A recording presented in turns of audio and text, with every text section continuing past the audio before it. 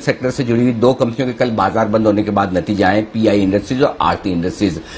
इन नतीजों पर भी और साथ ही इस सेक्टर के नतीजों पर विशेष रिसर्च है वरिंदर के पास। बताएं क्या ऑब्जर्वेशन वरिंदर आपके हैं इस सेक्टर को लेकर, इन नतीजों को लेकर। Good morning.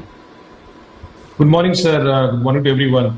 सर ऑनेस्टली मैं देख रहा हूँ इस क्वार्टर में जो केमिकल कंपनीज के जो मार्जिन है ना बहुत ज्यादा हिट हो रहे हैं और वैल्यूएशंस ऑफ कोर्स अपने को पता है कि एक्सपेंसिव है। तो अगर हम सिर्फ बात करें अभी जो कंपनीज के नंबर्स आए, look at pi industries sir. I think pi industries was very weak results, और स्पेशली जिस तरीके से मार्जिन गिरे हैं। रेवेन्यू सिर्फ 3% ऊपर था सर क्वार्टर क्वार्टर, बट आप एबिटा देखिए sir, EBITDA 17.5% down quarter quarter, और जो 24% मार्जिन करता था कंपनी क्वार्टर क्वार्टर वो कम हो गए 24 से 19% आ गया। तो 500 बेसिस पॉइंट की कमी हुई है। ये कुछ सस्ता स्टॉक नहीं है sir. 45 time next year FY22 earnings पे ट्रेड करता है। उसी तरीके से आरती इंडस्ट्री सर, आई नो कि बायबैक अनाउंस हुआ है, फंड रेजिंग भी कर रहे हैं वो लोग, बट अगर आप नंबर्स में देखें सर तो आपको देखेगा कि इसके जो एबिटा मार्जिन है वो 24%, मतलब कुछ लोग 24.5-25% पे एक्सपेक्ट कर रहे थे, उसके सामने 21.5% मार्जिन आए। तो मार्जिन गिर रहे हैं, प्रॉफिट ऑफकोर्स कम आया था, और ये अगेन ये 30-35 टाइम पे ट्रेड करता स्टॉक है, कोई सस्ता स्टॉक नहीं है सर।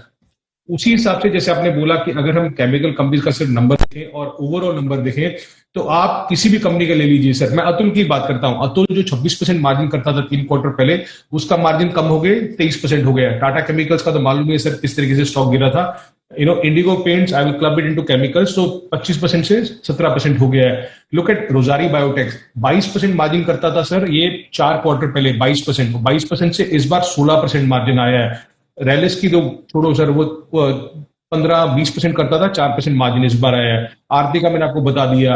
विनती जो 42% मार्जिन करता था कम हो गए, 35% मार्जिन हो गया in the last 4 quarters. Even Pidilite 27% से 20%। So the overall trend what we are watching out कि इस क्वार्टर में we are seeing that the margin slump in some of this great chemical companies which are trading at high valuations is coming down quarter after quarter. Issue ज्यादा gross margin में रहा है sir. सो थोड़ा सा सावधान रहिए। Valuation एक बहुत इंपॉर्टेंट पैरामीटर है। अगर आप वैल्यूएशन को नजरअंदाज कर देंगे, इस तरीके का जो मार्जिन प्रेशर आ रहा है, तो वो आपको एक बार सोच के, अगर आप केमिकल कंपनीज में इन्वेस्टर है तो आपको एक बार सोच के बैठ के देखना पड़ेगा। Because I am seeing after a long time कि इतना 500 basis point, 400 basis point margin hit आ रहा है in some of the companies, और मेरे ख्याल में अभी भी डिस्काउंटेड नहीं है स्टॉक प्राइसेस में in a lot of chemical companies. Okay, तो ये है आपके लिए केमिकल कंपनियों के नतीजों पर विशेष फोकस। और जो हमारे दर्शक जिन्हें यूट्यूब पर देखने में समस्या आ रही है, मैं बता दूं ये समस्या सिर्फ यूट्यूब से रिलेटेड है।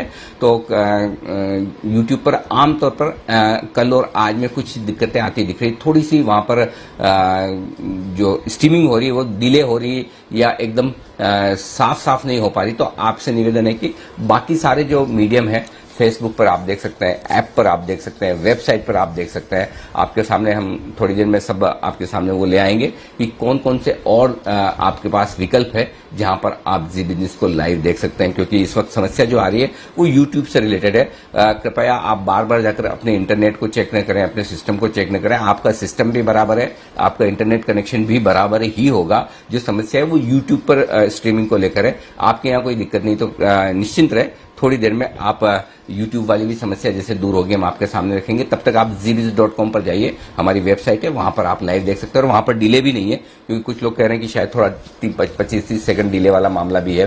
तो आप वहां पर जाकर आराम से देख सकते हैं। फेसबुक पर लाइव देख सकते हैं, ट्विटर पर लाइव देख सकते हैं। तो ये सारे लाइव देखने के आपके पास दूसरे ऑप्शन है यूट्यूब के अलावा। प्लीज उन्हें इस्तेमाल करें आज के लिए, और जब यूट्यूब पर वापस सिचुएशन नॉर्मल होगी हम आपके सामने जरूर लेकर आएंगे। आइए अब फोकस करते हैं कुछ और नतीजों पर। टाटा मोटर्स कैसे लगे रिजल्ट्स आपको, इसके बारे में बताएं वरिंदर।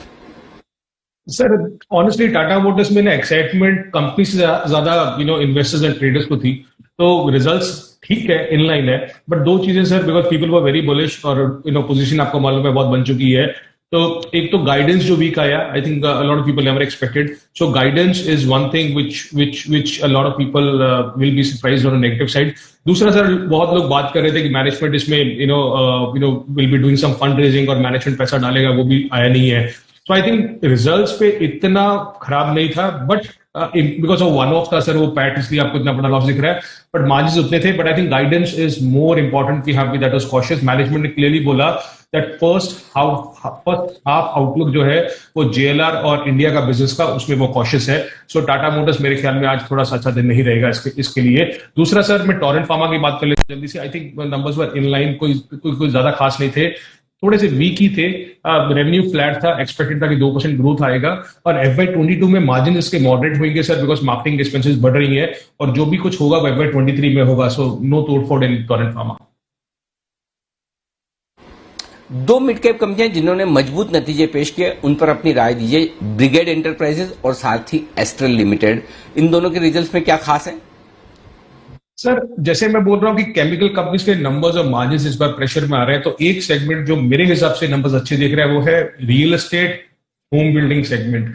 ये दो, और ऑफ कोर्स एग्री अलग अलग से रखें तो रियल एस्टेट और होम बिल्डिंग में ओबराय रियल्टी के नंबर देखा सर हमने, अच्छा नंबर आया था. हमने ग्रीन पैनल के नंबर देखा, बहुत अच्छा नंबर आया था. तो उसी तरीके से अगर ब्रिगेड का देखें sir, I think they have done very well.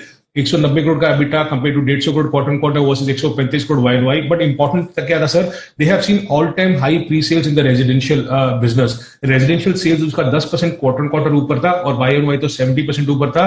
और जो सेल्स वैल्यू है वो 13% क्वार्टर क्वार्टर ऊपर था. सो ये एक सेगमेंट है सर जहां पे बहुत टाइम के बाद हम देख रहे हैं कि थोड़ा सा कुछ अच्छा हो रहा है. Astral sir, phenomenal company, and very, very strong results, I'll say this time, very strong results, but very, very expensive, sir. Valuation की बात करूं तो ये 80 to 90 times TTM PE पे ट्रेड करता है, तो सस्ता स्टॉक नहीं है. बट नंबर्स आप कहीं पे भी देखिए sir, it surprise me. Margin 23% compare to 22% quarter quarter, और YoY 17%. Profit 176 crore versus 52 crore, तो बहुत ही शानदार नंबर है एस्ट्रल के. But as I said, Brigade is not expensive, but Astral is very expensive. But जैसे बोलते हैं ना कि नरीमन पॉइंट होता है सर, तो ये महंगा ही रहता है हमेशा. चलिए, बढ़िया है. महंगा था, महंगा है, महंगा ही रहेगा, ये आपके लिए. आइए, कमजोर नतीजों की लिस्ट में आपने लिखा है उज्जीवन को. कैसे लगे रिजल्ट्स? सर, एक सेगमेंट है जिससे मैं पर्सनली बहुत डर रहा हूं, वो है ये एनबीएफसी, स्पेशली ये जो MFI सेगमेंट में है. सो अभी तो सर क्या है कि हम क्वार्टर 4 का नंबर देख रहे हैं. अभी तो फर्स्ट हाफ और बुरा हो सकता है इन कंपनीज के लिए. हमने देखा कि TU फाइनेंस के कितने खराब नंबर्स आए थे. और उज्जीवन भी आप देखिए सर, एसेट क्वालिटी किस तरीके से डिटोरेट हो रही है. इसके जो नेम्स हैं सर, ये ऑल टाइम लो है.